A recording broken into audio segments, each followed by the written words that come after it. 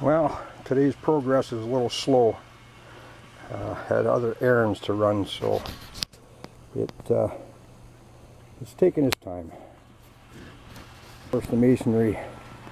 I haven't got the wet saw out to do the cuts yet, but I have to do cuts that'll fit in between the brickwork, which will finish it off quite a lot nicer. And with our rail bender, of course, we had to make just a small little, oh, I don't know, probably about a 12-degree bend right here, just so that we have enough clearance so that the track will end up all 4 or 5 inches from the brickwork on the lower loop. It actually worked quite nicely.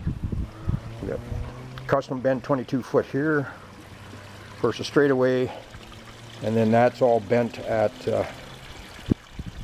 18 feet, 9 foot radius. Works pretty good.